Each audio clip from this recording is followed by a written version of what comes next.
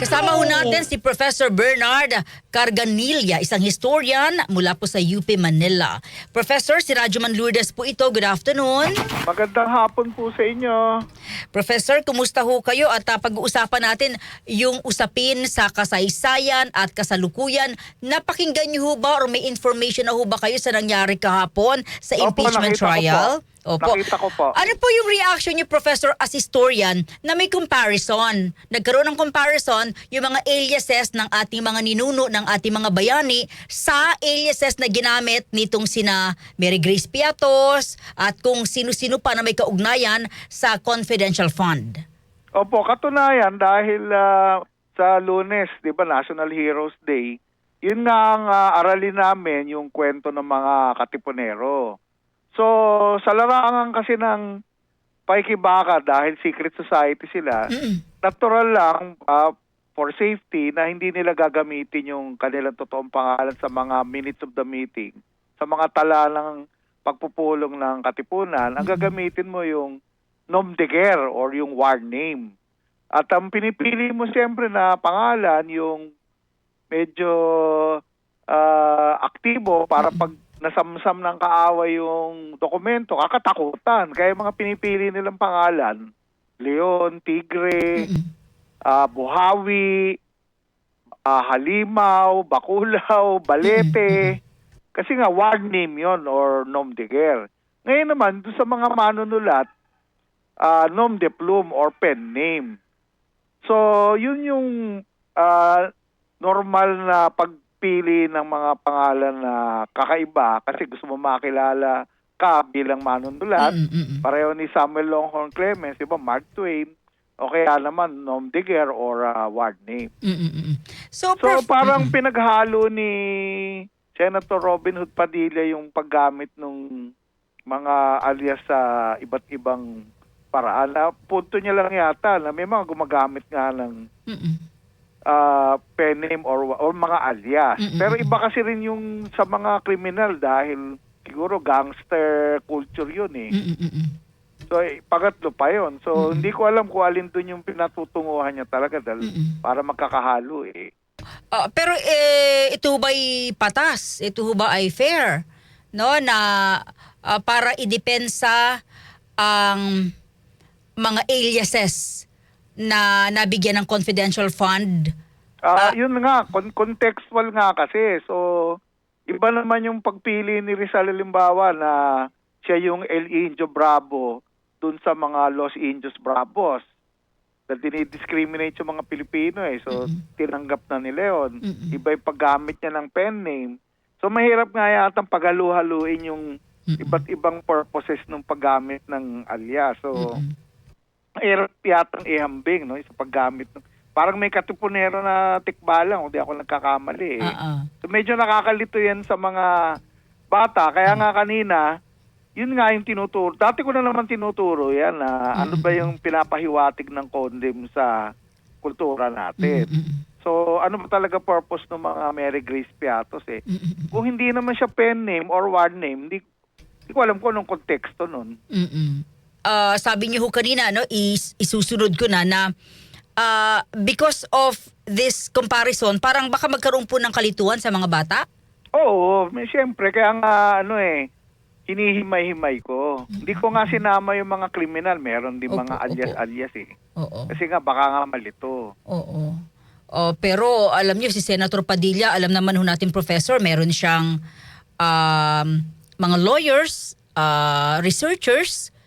Hindi nga, ang hinihinuha ko unang-una, baka siya mismo yan. Kasi, di ba, mahilig din siya rito sa Bonifacio dahil, di ba, nag-file nga siya ng panukalang batas gawing required din yung life works and writings ni Andres Bonifacio. So, malamang may nabasa yan. So, maring doon nagmumula yung isa. O kaya, magaling din yung staff, magaling mag-research. Pero yung pinututunguhan kasi nung logic niya na hindi nga illegal gumamit ng alias. Pero depende nga sa konteksto yon. Hindi naman pen name, hindi naman word name. So, ang susunod na lang na konteksto, di alias ng mga kriminal. So, alin ba ron? Siguro galing mismo sa kanya because naging viral to and may mga estudyanteng nakakabasa, siguro may clarification from the senator. O sana, mas maganda nga yung gano'n. Hindi, tapos sa kultura natin, may mga alias naman talaga eh. Halimbawa, dalawa yung Alex. Sino bang Alex? Si Alex Laki o Alex Lee. Siyempre, yung nakakilala lang yung makakapagturo. Eh, parang naghalo-halo eh. Sir, may binanggit ho kasi si Senator Padilla kahapon. Sabi niya rito kay Attorney May. Yeah. Alam niyo ba na sabi niya, alam niyo ba na may gumamit ng alias before? Sabi ni Attorney May, naku, pasensya na po. Nagsasorry ako sa mga historian teacher ko kasi nakalimutan ko. Oo. Pero noon ho kasi may gera, sabi niya. Pero sabi ni Padilla, ba't may gera din naman ngayon sa mga NPA? Ayun na nga, di alias yun ng mga NPA. Yung uniform naman yun natin, di uniform personnel natin, di man yata gumagamit ng alias. Kasi naka-underground din yung mga NPA. Saka yung mga MILF, MNLF dati. Kaya commander ganito, commander ganyan. Unless gusto nilang makilala sila sa totoong pangalan nila. May mga kamag-anak din yan eh. At saka siguro, para nga sa leadership, iba nga naman kasi kung tulad ng mga katipunero, alam nga naman ang piliin mong codename mo, Bulak o Gulaman o Tupa. Di siyempre gusto mo yung kakatakutan kaya Tikbalang, Halimaw, Bakulaw. Hindi ko alam kung doon pinatutunguhan yun. Kasi kung intelligence ang tinutukoy ni Senator Robin Hood Padilla, siyempre sa ledger ng mga intelligence agencies, to protect the source or the agent, dahil case officer ka naman talaga eh. Baka nga tatlo pa yung pangalan. Yung totoong pangalan, yung nilalagay sa budget, at saka yung code name niya for operational purposes. So yun ang pagkakaintindi ko lang. So sana ganun yung pagkakapaliwanag. Kasi kung tatanungin mo nga naman, diba, iba naman yung NPA eh. Opo. Iba rin yung sina Piatos, Kininoy. Oo. Parang naghalo-halo. Kahit naman yung mga hook nung World War II o yung HMB, siyempre 'di ba si Commander Melodies, Commander Alibasbas, war name yun eh.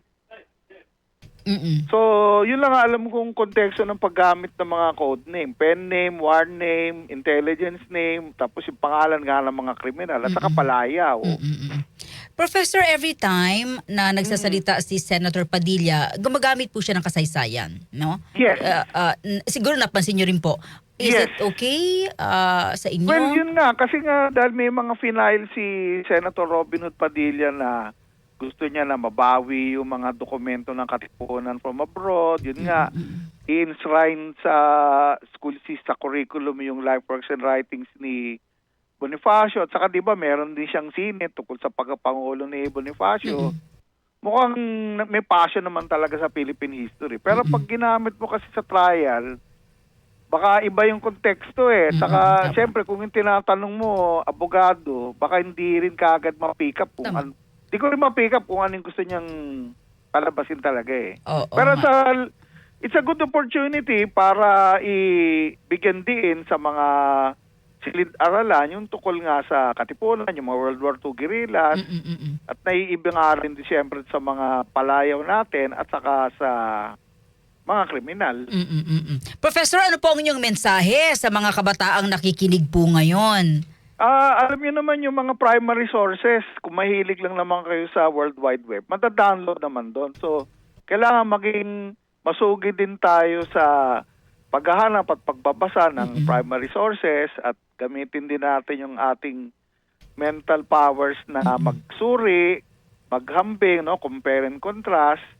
At samantalahin din natin yung pagkakataon para nga magsaliksik dahil nga araw-araw nababanggit yung kasaysayan. At least nabubuhay yung kasaysayan kahit papano dahil yun namang journalism, alam mo naman yun, literature in a hurry. Yung journalism ngayon, kasaysayan na yan sa mga susunod na taon.